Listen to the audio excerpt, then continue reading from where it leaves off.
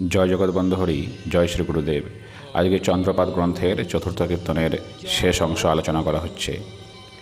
এই চন্দ্রপাদ গ্রন্থের চতুর্থ কীর্তনের প্রথমাংশে ছিল যে কৃতিমাত্র হও হরিহিতেরও আত্মসূচি উদ্ধারণে, অর্থাৎ সেখানে প্রভু বলেছিলেন যে সকলে সূচিকারক কৃতি যথা টহল প্রভাতে কীর্তন, নিশা কীর্তন, 14 মাদল নগর সংকীর্তন সমূহের শুভ অনুষ্ঠান করুক এবং হরিহিতেরও অর্থাৎ হরির হিতের উপযোগী নিয়ত হরিনাম করুক, এভাবে তারা আত্মসূচি প্রাপ্ত হোক। এছাড়াও তিনি বলেছিলেন আল অল উল ইল, অর্থাৎ অ আ হস্য বা দীর্ঘই, হস্য বা দীর্ঘ, এই চতুরাক্ষর বীজ মন্ত্রের গ্রহণ এবং অন্যকে দানি কেবল মায়াতীত পুত সাধন, অন্য সব মন্ত্রের সাধন হচ্ছে মায়িক। সেগুলি জীবকে মায়ার খাতে নিমজ্জিত করে খাল খল খলবিল।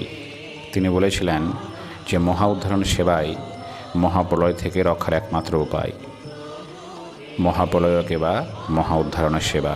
তিনি আরও বলেছিলেন যে গতি নাই গতি পাও, অর্থাৎ জীবের কোনো গতি নেই, কিন্তু জীব যদি নিয়ত হরিনাম করে, জগৎবন্ধুর সেবায় নিজেকে নিয়োজিত করে, তাহলে সে সদ্গতি প্রাপ্ত হবে।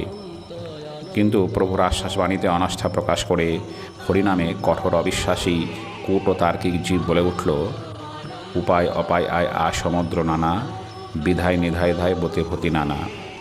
অর্থাৎ এই আসমুদ্র পৃথিবীতে মহাপ্রলয় রক্ষার নানা উপায় রয়েছে, নানা ধর্মের নানা বিধি, অর্থাৎ যতমত ততপথ বিদ্যমান রয়েছে। হরিনামে অবিশ্বাসীদের এই বচন শুনে প্রভু বললেন, তুই কি কওছি পুরুষ পতন হলো, অর্থাৎ তোদের ধিক্কার, তোদের অবিশ্বাস ও হরিনামোচ্চারণ না করার ফলে হরিপুরুষের পতন হলো।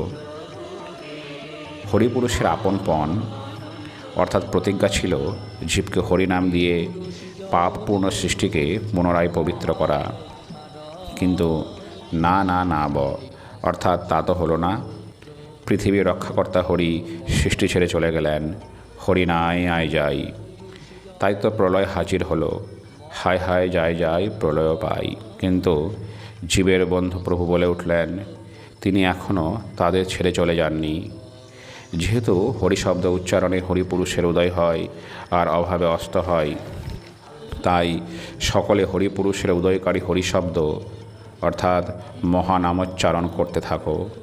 হরি হরি হরি কও, মহানাম মহানাম। জয় জগৎবন্ধু হরি। আজকে চতুর্থ কীর্তন সম্পূর্ণ সমাপ্ত হলো।